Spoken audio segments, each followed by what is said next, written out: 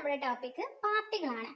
പാർട്ടികളെ ദേശീയ പാർട്ടി, സംസ്ഥാന പാർട്ടി, രജിസ്റ്റേർഡ് പാർട്ടി എന്നിങ്ങനെ മൂന്നാക്കി തിരിക്കാം. രജിസ്റ്റേർഡ് പാർട്ടിയിൽ തന്നെ അംഗീകൃതവുമുണ്ട്, അംഗീകൃതമല്ലാത്തതുമുണ്ട്. 1968 തെരഞ്ഞെടുപ്പ് ചിഹ്നങ്ങൾ സംവരണവും വീതവും എന്ന പാർട്ടിലാണ് നമ്മൾ ദേശീയ പാർട്ടികൾ, സംസ്ഥാന പാർട്ടികൾ എന്നിങ്ങനെ രണ്ടാക്കി തിരിക്കുന്നത്. ദേശീയ പാർട്ടികളാവാൻ വേണ്ടി 3 വ്യവസ്ഥകളുണ്ട്. അതിലേതെങ്കിലും ഒന്ന് നമ്മൾ ക്വാളിഫൈ ചെയ്യുകയാണെങ്കിൽ രജിസ്റ്റേർഡ് പാർട്ടി ആവാം. ആ 3 എന്തൊക്കെയാണെന്ന് വെച്ചാൽ, ഫസ്റ്റ് വൺ, ലോക്സഭാ തിരഞ്ഞെടുപ്പിലോ നിയമസഭാ തിരഞ്ഞെടുപ്പിലോ 4 അതിലധികമോ സംസ്ഥാനങ്ങളിൽ ആകെ പോൾ ചെയ്ത സാധുവായ വോട്ടിന്റെ 6% നേടിയിരിക്കണം. കൂടാതെ ഏതെങ്കിലും സംസ്ഥാനത്തോ സംസ്ഥാനങ്ങളിലോ നിന്ന് ലോക്സഭാ തിരഞ്ഞെടുപ്പിൽ 4 മണ്ഡലങ്ങളിലെങ്കിലും വിജയിച്ചിരിക്കണം. ഇതാണ് ഒന്നാമത്തെ വ്യവസ്ഥ. രണ്ടാമത്തത്, ലോക്സഭാ തിരഞ്ഞെടുപ്പിൽ 2% സീറ്റുകളിൽ വിജയിച്ചിരിക്കണം. ഇത് ഏതെങ്കിലും 3 സംസ്ഥാനങ്ങളിൽ നിന്നായിരിക്കണം. മൂന്നാമത്തെ വ്യവസ്ഥ, 4 സംസ്ഥാനങ്ങളിൽ സംസ്ഥാന പാർട്ടിയായിട്ട് അംഗീകരിച്ചിരിക്കണം. അതായത് ആദ്യത്തേതില് 4 നിയമസഭാ തെരഞ്ഞെടുപ്പ്, ലോക്സഭാ തിരഞ്ഞെടുപ്പിലോ നിയമസഭാ തിരഞ്ഞെടുപ്പിലോ 4 അതിലധികമോ സംസ്ഥാനങ്ങളിൽ ആകെ പോൾ ചെയ്തതിന്റെ 6% നേടിയിരിക്കണം. അതുപോലെ തന്നെ 4 മണ്ഡലങ്ങളിൽ വിജയിച്ചിരിക്കണം. രണ്ടാമത്തത്, ലോക്സഭയിൽ 2% സീറ്റ് 3 സംസ്ഥാനങ്ങളിൽ നിന്ന് വിജയിച്ചിരിക്കണം. മൂന്നാമത്തത്, 4 സംസ്ഥാനങ്ങളിൽ സംസ്ഥാന പാർട്ടി ആയിരിക്കണം. ഇനി വരുന്നത് സംസ്ഥാന പാർട്ടി ആയിരിക്കാൻ വേണ്ടിയിട്ട് എന്തെല്ലാമാണ് വ്യവസ്ഥകള്. ഇവിടെ 5 വ്യവസ്ഥകളുണ്ട്. അതിൽ ഏതെങ്കിലും ഒന്ന് നമ്മൾ ക്വാളിഫൈ ചെയ്താൽ നമുക്കൊരു സംസ്ഥാന പാർട്ടി ആവാം.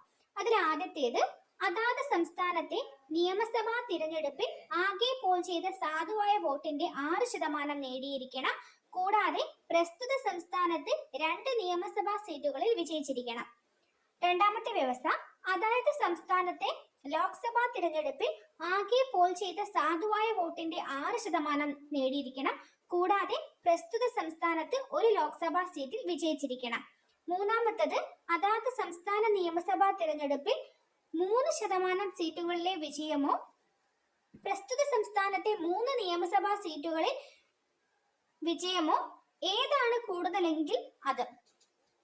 ഇനി നാലാമത്തത്, ഒരു സംസ്ഥാനത്ത് അനുവദിച്ചിട്ടുള്ള ലോക്സഭാ സീറ്റുകളിൽ ഓരോ 25 സീറ്റുകളിലും ഒരെണ്ണം. അതല്ലെങ്കിൽ ഒരു സംസ്ഥാനത്ത് ലോക്സഭ അല്ലെങ്കിൽ നിയമസഭാ തിരഞ്ഞെടുപ്പിൽ ആകെ പോൾ ചെയ്ത സാധുവായ വോട്ടിന്റെ 8% നേടിയിരിക്കണം.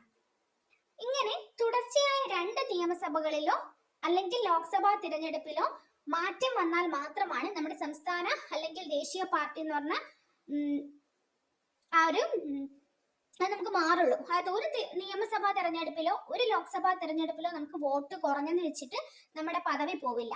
2 നിയമസഭ ലോക്സഭാ തിരഞ്ഞെടുപ്പുകളിൽ നമ്മുടെ വോട്ട് ശതമാനവും ഇങ്ങനത്തെ വ്യവസ്ഥകളിലൊക്കെ മാറ്റം വന്നാൽ മാത്രമേ നമ്മുടെ പദവി നമുക്ക് നഷ്ടമാകൂ.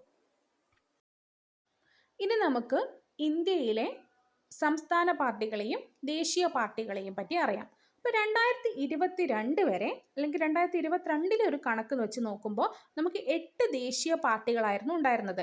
ഭാരതീയ Janata Party, Indian National Congress, Marxist Party, Bahujan Samaj Party, National People's Party, Communist party of India, All India Trinamool Congress and Nationalistic Congress party.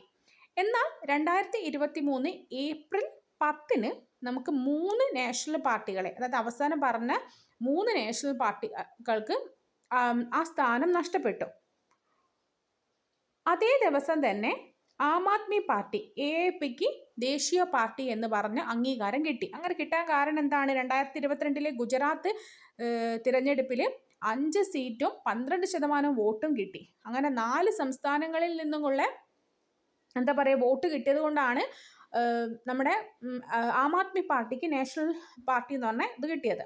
ഇനി സംസ്ഥാന പാർട്ടി, 5 പാർട്ടിക്കാണ് ഇപ്പോൾ സംസ്ഥാന പാർട്ടി എന്ന പദവി ഉള്ളത് കേരളത്തിൽ. Kerala Congress M, revolutionary socialist party, Indian union Muslim league, communist party of India, Janata Dal secular and Lok Tantrik Janata Dal. ഈ 5 പാർട്ടിക്കാണ് ഇപ്പം സംസ്ഥാന പാർട്ടി എന്ന് പറഞ്ഞ പദവി ഉള്ളത്. അപ്പം ഇത് മാറിക്കൊണ്ടിരിക്കും. അതായത് ക്വസ്റ്റ്യനിൽ വരെ നിങ്ങൾക്ക് 2022 ചോദിച്ചാലും 2023 അല്ലെങ്കിൽ ഇപ്പം കറൻ്റ് ആയിട്ടുള്ളത് ചോദിച്ചാലും 2 ആൻസേഴ്സ് ആണ് വരിക. അപ്പോൾ നന്നായിട്ട് നോക്കിയിട്ട് പോവാം.